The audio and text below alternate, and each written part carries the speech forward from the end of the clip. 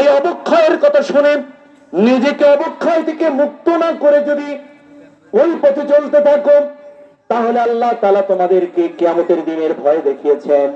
আল্লাহ বললেন, তাকাদু তামাইয়াজু মিনাল গায়জ কুল্লামা উলকিয়া ফিহা ফাওজুন সালাহুম খাযানাতুহা আলাম ইয়াতিকুম নাযীর।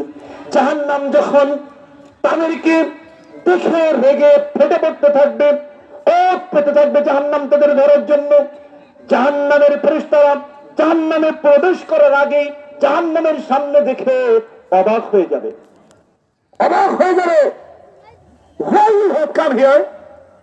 How it possible to tolerate? How it possible to stay here?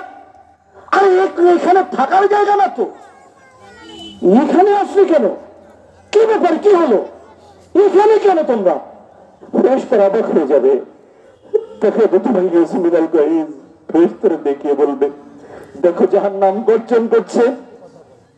জাহান্নামের আগুন দুনিয়ার আগুনের চেয়ে 70 গুণ তেজস্ব ক্ষমতা সম্পন্ন। জাহান্নাম যখন রেগে ফেটে পড়ছে, জাহান্নাম যখন টকবক করে ফুটছে, তুমি এর মধ্যে থাকবে কি করে? আলাম ইয়াতিকুম নাযীর, দুনিয়ায় কি তোমাদের কাছে পথ প্রদর্শন যায়নি? পথ প্রদর্শনকারী কি তোমাদের কাছে পৌঁছায়নি? তোমাদের কাছে কি সতর্ককারী যায়নি? তারা বলবেন, সূরা মুলক 67 নম্বর সূরা 29 নম্বর 1 নম্বর সাপার 8 নম্বর আয়াত থেকে জাতির উদ্দেশ্যে সরাসরি সম্প্রচার করে শোনাচ্ছি। জাহান্নামের মানুষগুলো তখন বলবেন, তারা বলবেন, বালাকাদ জাআনা নাযীর, আমাদের কাছে সতর্ককারী এসেছিল। ফাকাযাবনা ওয়া কুলনা মা নাযালাল্লাহু মিন শাইইন আনতুম ইল্লা ফি জালালিন কাবীর, আমরা তাদের কথা মাথায় নিতাম না, তাদের কথা আমরা ভ্রুক্ষেপ করতাম না, বরং তাদের কথা আমাদের কথার কথা মনে হতো, তাদের কথা আমার কাছে কথার কথা মনে হতো। It is the matter of joke বলা হয় ইংরেজিতে, আর আরবিতে বলা হয় মা নাযালাল্লাহু মিন শাইইন আনতুম ইল্লা ফি জালালিন কাবীর। তাদেরকে আমরা মনে করতাম এরা বোধহয় ভ্রষ্টতার মধ্যে আছে, আমরা একটু মজা করব, আমরা একটু মন যেভাবে চায় সেভাবে একটু দুনিয়াটা কাটাবো, আমাদের চলার পথে এরা বাধা সৃষ্টি করছে, আমরা মনে করতাম। বালাকাদ জাআনা নাযীরান ফাকাযাবনা কুল্লা মা নাযালাল্লাহু মিন শাইইন আনতুম ইল্লা ফি জালালিন কাবীর ওয়াকালু লাউ কুন্না নাসমাউ আও নাকিলু মা কুন্না ফি আসহাবিস সাঈদ। তারা বলবে, হায় হায়, সেদিন দুনিয়ায় যখন বেঁচে ছিলাম সেই সময় যদি আমাদের পাপগুলো ঠেকাতাম, যদি আমাদের সতর্ককারীদের সতর্ক বার্তাগুলো যদি আমরা মেনে নিতাম, তাহলে কি আজকে এই যন্ত্রণাদায়ক আযাবের সম্মুখীন হতে হতো না? তাহলে আমরা যন্ত্রণাদায়ক আযাবের সম্মুখীন হতে হতাম না। তখন আল্লাহ তাআলা বলেন, এদিকে খেয়াল করেন, ওয়ালাউ তারা ইজিল মুজরিমুনা নাকিসু রুসুহুম ইনদা রাব্বিহিম রাব্বানা আবসারনা ওয়া সামি'না ফারজি'না না'মাল সালিহান ইন্না মুকিনুন। আল্লাহ গো, আমরা তো জাহান্নামী হয়ে গেছি। আল্লাহ গো, জাহান্নাম আমাদের চোখের সামনে আমরা দেখতে পাচ্ছি। আমরা সামি'না, আমরা জাহান্নামের গর্জন আমাদের কানের তালা ফাটিয়ে দিচ্ছে। আল্লাহ, জাহান্নামে ফেলার জন্য ফেরেশতারা ওঠ পেতে আছে, আবার জাহান্নাম আমাদেরকে গ্রাস করার জন্য ওঠ পেতে বসে আছে। আল্লাহ, তোমার কাছে একটা আরজি নিয়ে এসেছি, যদি আমাদের আরজিটা গ্রহণ করতে। আল্লাহ তাআলা তখন বলেন, জাহান্নামের অধিবাসীরা তখন আল্লাহর কাছে এসে আপিল করবে, হে আমার নবী, তুমি যদি দেখতে, হাত দুটো জোর করে নিয়ে আসবে, মাথাটা নিচু করে আল্লাহর সামনে বলবে, রব্বানা আবসারনা, আল্লাহ গো, জাহান্নামের যন্ত্রণাদায়ক আযাব চোখের সামনে, এই জায়গায় থাকা যাবে না। আল্লাহ, কানের আওয়াজ, কানের তালা জাহান্নামের আওয়াজে ফাটিয়ে দিচ্ছে। আবসারনা ওয়া সামি'না, কানের তালা ফাটিয়ে দেয়, হয়তো জাহান্নামে যাওয়া যাবে না। ফারজি'না, আমাদের তুমি একটু দুনিয়ায় পাঠিয়ে দাও, জাহান্নামে এখন দিও না, কারণ জাহান্নামে যেতে পারবো না, জাহান্নামের আযাব সহ্য করতে পারবো না। অতএব let us go back to দুনিয়া, লেট দুনিয়ায় পাঠাও। কোথায়? দুনিয়ায় পাঠাও। ফারজিনা, একটু দুনিয়ায় পাঠিয়ে দাও। না আমাল সালিহান ইন্না মুকিনুন, আল্লাহ তোমার প্রতি দৃঢ় বিশ্বাসী হয়ে আসবো, নেক আমলগুলো সঙ্গে নিয়ে তোমার কাছে ফিরে আসবো। আর নাফরমানি করব না, নিষিদ্ধ কর্মে জড়াবো না, বরং নেক আমল সম্পাদন করব। একটাবার সুযোগ দাও, একটাবার। সূরা সাজদা 32 নম্বর সূরা 21 নম্বর পারার 12 নম্বর আয়াত। এবার আল্লাহর উত্তর শুনুন। ওয়ালাউ শি'না লা'তাইনা কুল্লু নাফসিন হুদাহা ওয়ালাকিন হাক্কাল কওলু মিন্নি লা'আমলা'ন্না জাহান্নামা মিনাল জিন্নাতি ওয়ান নাসি আজমাইন। চুপ, জাহান্নামী কথা বলবি না। আল্লাহ থামিয়ে দিবেন, চুপ, কথা হবে না। আজকে তোদেরকে জাহান্নামে পাঠাবো, শুধু তোদের নয়, আর জিনদেরকে আমি আমার জাহান্নাম ভরে ফেলবো তোদের দিয়ে। নাউজুবিল্লাহ বলবেন না? আর শুধু তাই নয়, জাহান্নামে ঢোকানোর পর আমি তোদের ভুলে যাব। আল্লাহ যদি এই কথা বলেন, আমি জাহান্নামে দেওয়ার পর তোদের ভুলে যাব, বলেন আর কোন রহমান আছেন, কোন শাস্তি? আমিও ভুলে যাব। তোরা যেমন ভুলেছিলি, দুনিয়ায় আমাকে ভুলে গিয়েছিলি, মনে নেই? এবার আজকে আমার ভোলার পালা। আল্লাহ বলছেন, খুব মারাত্মক আয়াত, সূরা সাজদার 12 নম্বর আয়াত, 13 নম্বর আয়াত, 14 নম্বর আয়াত। আজকে আমি ভুলে যাব যেমন ভাবে তোরা ভুলে গিয়েছিলি। এরপরে অবস্থা আরো ভয়ানক। আল্লাহ বলবেন, ওদেরকে ধরো, ডান্ডা বেরি পড়াও, এরপরে জাহান্নামে ফেলে দাও। এরপরে আল্লাহ বলবেন, ওদের মুখের উপর স্থায়ী ভাবে মোহর লাগিয়ে দাও, যেন ওরা আর কথা বলতে না পারে। এতক্ষণ কথা বলতে পারতো আমার ভাই, এতক্ষণ কথা বলতে পারতো, কিন্তু আল্লাহ বলছেন এবার কথা বন্ধ হয়ে যাবে। জাহান্নামের আযাব কাকে বলে? সুম্মা লা ইয়ামুতু ফীহা লা ইয়াহইয়া, সেখানে ওদের মন কামনা করবে কিন্তু ওদের মৃত্যু আর হবে না, আবার ওদেরকে জীবিত রাখা হবে না, জাহান্নাম ছিঁড়ে ছিঁড়ে খাবে। অতএব আল্লাহ বলছেন, আইয়ামান তাজিদ কুল্লু নাফসিন মা আমিলাত মিন খায়রিন মুহদারা ওয়া আমিলাত মিন সুইন তাওয়াদ্দু লাও আন্না বাইনাহা ওয়া বাইনাহু আমাদান বাঈদা ফায়ুহাযযিরুকুমুল্লাহু নাফসাহু ওয়াল্লাহু রাউফুম বিল ইবাদ। আল্লাহ বলছেন, ও বান্দারা, আমি তোমাদের প্রতি কত রহমশীল ছিলাম, সব কিছু বিবরণ দিয়েছিলাম, কিছু তোমাদের জাহান্নামে নিয়ে আসবে, কিছু তোমাদেরকে জান্নাতে নিয়ে আসবে। সব বিবরণ দেওয়ার পরেও নিজের ইচ্ছাতেই জাহান্নামে চলে এসে এখন তুমি দুনিয়ায় পাঠানোর কথা বলো। দুনিয়ায় না, পাঠাবো কোথায়? জাহান্নামে। কিয়ামতের দিন যেন সেই দলে আপনাকে, আমাকে, আমার মা বোনকে আল্লাহ না অন্তর্ভুক্ত করেন। অতএব আজ থেকে নেশা বন্ধ।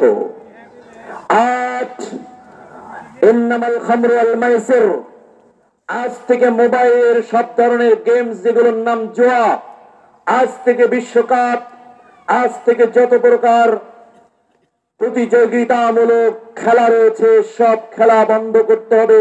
সামাজিক অবক্ষয়ের এটা 9 নাম্বার জঘন্যতম অপরাধ। এটা আপনাদেরকে বন্ধ করতেই হবে। আপনার সন্তানকে বন্ধ করতে হবে। অ্যান্ড্রয়েড ফোনকে দিতে হলে, আপনি যদি সন্তানের উপর নজরদারি করতে না পারেন তাহলে অ্যান্ড্রয়েড ফোন কিনে দেওয়া জায়েজ নেই, হারাম। যে পিতা তার সন্তানকে অ্যান্ড্রয়েড ফোনে কি করছে, এখন জুয়া খেলতে আর দোকানে যেতে হয় না, এখন কিন্তু জুয়া খেলতে রাস্তায় যেতে হয় না, এখন কিন্তু জুয়া খেলতে মাঠে যেতে হয় না, এখন কিন্তু জুয়া খেলতে ক্যাসিনো ঘরে যেতে হয় না। প্রত্যেক ঘরে ঘরে একটা জুয়ার আসর, যে ঘরে যে সন্তানের কাছে একটা অ্যান্ড্রয়েড ফোন আছে সে হলো জুয়ার এক মহা আসর নিয়ে বসে আছে। অতএব এই জুয়া থেকে যদি কোনো পিতা তার সন্তানকে না বাঁচায়, ওই পিতার নাম হবে দায়ুস। লা ইয়াদখুলুন জান্নাতে, সেই পিতা জান্নাতে যাবে না, সেই পিতা জান্নাতে যাবে না। অতএব আবু হুরায়রা রাদিয়াল্লাহু আনহু قال قال رسول الله صلى الله عليه وسلم ثلاثة لا يدخلون الجنة أبدا তিন শ্রেণীর মানুষ কখনো জান্নাতে যাবে না তার মধ্যে এক হলো আদ-দায়ুসু আল্লাযী ইউকিরু আহলাল খাবাসা যে তার পরিবারে শক্তি থাকা সত্ত্বেও সামর্থ্য থাকা সত্ত্বেও বাবা হওয়া সত্ত্বেও স্বামী হওয়া সত্ত্বেও দাদা হওয়া সত্ত্বেও বড় ভাই হওয়া সত্ত্বেও সমাজের নেতা হওয়া সত্ত্বেও নিজের বাড়ির গুনাহ যে ঠেকায় নাই আল্লাহ রাসূল বলেন আল্লাযী ইউকিরু আহলাল খাবাসা সে তার পরিবারের গুনাহ ঠেকায় নাই এ কারণে সে আর কখনো জান্নাতে যাবে না যদিও লোকটা তাহাজ্জুদ আদায় করে যদিও লোকটা ঈমানদার কিন্তু তার পরিবারের গুনাহ ঠেকায় নাই এ কারণে সে আর জান্নাতে যাবে না। তাহলে সামাজিক অবক্ষয়ের দশম বিষয় হলো গুনাহ না ঠেকানো। নিজের পরিবারের কর্তা তার পরিবারের যদি গুনাহ না ঠেকায় সামাজিক অবক্ষয় সৃষ্টি হয়, সমাজ ধ্বংস হয়, সমাজ নষ্ট হয়, অতএব সেই পিতা জান্নাতে যাবে না। অনুরূপ ভাবে আল্লাহর নবী বলেন যে তার দুইটা কন্যা সন্তান জন্মগ্রহণ করলেন তাকে আদব শিক্ষা দিল, শিষ্টাচার শিক্ষা দিল, লালন পালন করলেন, আদবের মধ্যে দিনের মধ্যে রাখলো, এই সন্তানের পিতা আর আমি মুহাম্মদ সাল্লাল্লাহু আলাইহি সাল্লাম একই জান্নাতে পাশাপাশি অবস্থান করব। আল্লাহর নবী বললেন শুধু জান্নাতে থাকবো তাই নয়, জান্নাতে আমল দুটো তুলে বললেন ও আমার সাথে জান্নাতে এভাবে ঠেস দিয়ে থাকবে। আমি নবী মুহাম্মদের সাথে সাল্লাল্লাহু আলাইহি সাল্লামের সাথে আঙুল তুলে ধরলেন। সাহাবারা আল্লাহর নবী ইয়ারফাউল হাত তুললেন, আঙুল দুটো উঁচু করলেন, একসাথে করলেন, করে বললেন আবু দাউদের হাদিস, তিরমিজির হাদিস, মিশকাতের হাদিস 212 নম্বর পৃষ্ঠার 6 নম্বর লাইনের হাদিস। আল্লাহর নবী হাতের আঙুল দিয়ে একসাথে দিয়ে বললেন এভাবে ঠেস দিয়ে জান্নাতে কাছাকাছি থাকবে যে তার পরিবারকে আদরের ভিতর দিয়ে রেখে কন্যা সন্তানদেরকে মানুষ করেছে। কেন? কারণ হলো সাহাল রাদিয়াল্লাহু আনহু قال আপনার বিরক্ত হচ্ছে না তো? সাহাল রাদিয়াল্লাহু আনহু قال قال রাসূলুল্লাহ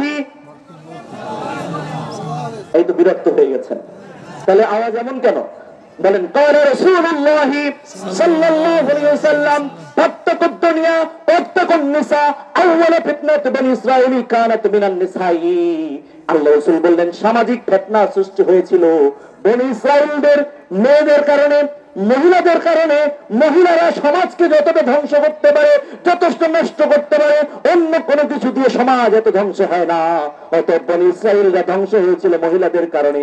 অতএব মহিলাদেরকে যদি তোমরা সুন্দরভাবে চালাতে পারো, আমি রাসূল আমার সাথে তুমি জান্নাতে থাকবে।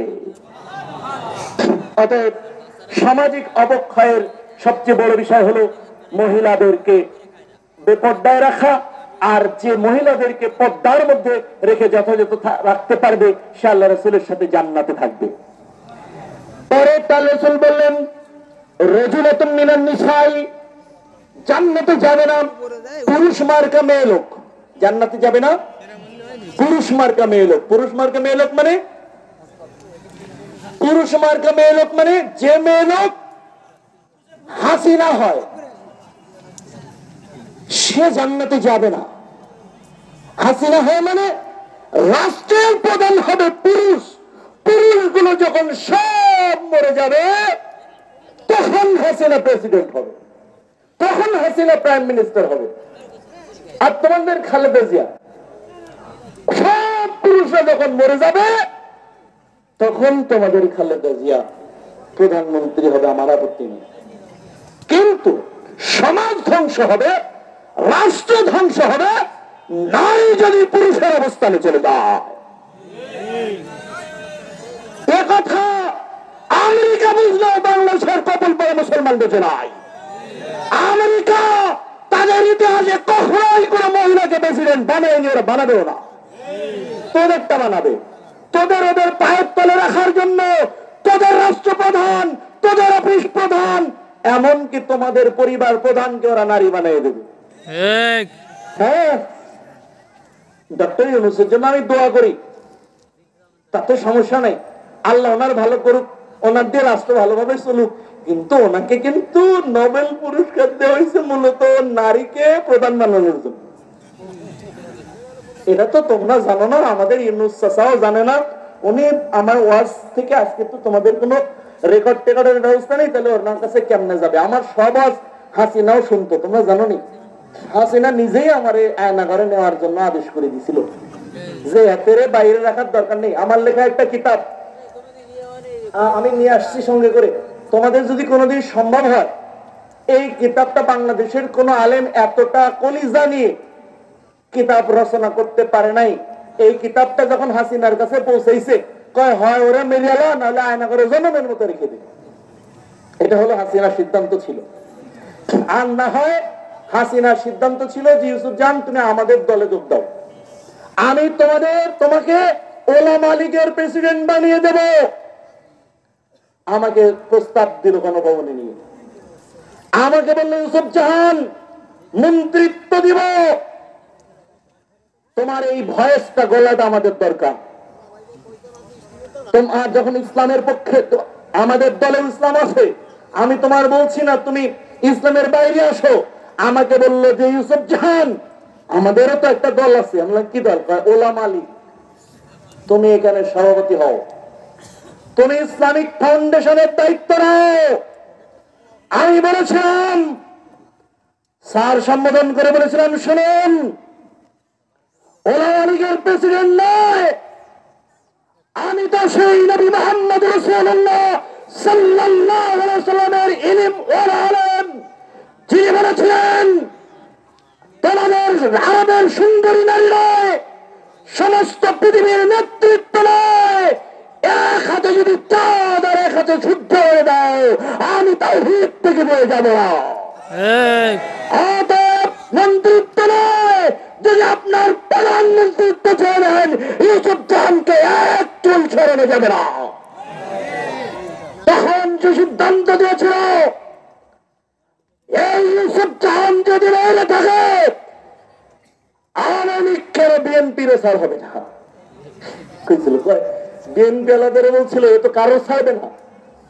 আমি কই হাসিনা তো আর কইনি, বলছিলাম স্যার আমি আমার বাপের ধর্ম ত্যাগ করছি, আমি আমার বাপেরটাও ত্যাগ করছি। আপনারা জানেন আমি পীর পরিবারের ছেলে, আর আমার মা পাশেই বসে লেকচার শুনতেছে। মা অনেক বৃদ্ধা, যদি কারো সুযোগ হয়, কারণ বৃদ্ধা মানুষের সাথে যদি উনি পর্দা করে আসে, যাদের বয়স 70-80 পার হয়ে যায়, তাদের সাথে দেখা করা যায়, বুঝতে পেরেছেন? 80-90 পার হয়ে গেছে, বৃদ্ধা মানুষ। আপনি সুযোগ হলে মায়ের দোয়া, আলহামদুলিল্লাহ, আল্লাহ তাআলা আমাকে দেশ বিদেশের অনেকের চেয়ে বিভিন্ন ভাবে আল্লাহ তাআলা প্রথমে রেখেছেন। আল্লাহ আমার উপর দয়া করেছেন। তো আমার মা প্রথমেই দিন গ্রহণ করে নাই, অনেক পরে গ্রহণ করেছে। পীরের মেয়ে আমার মা।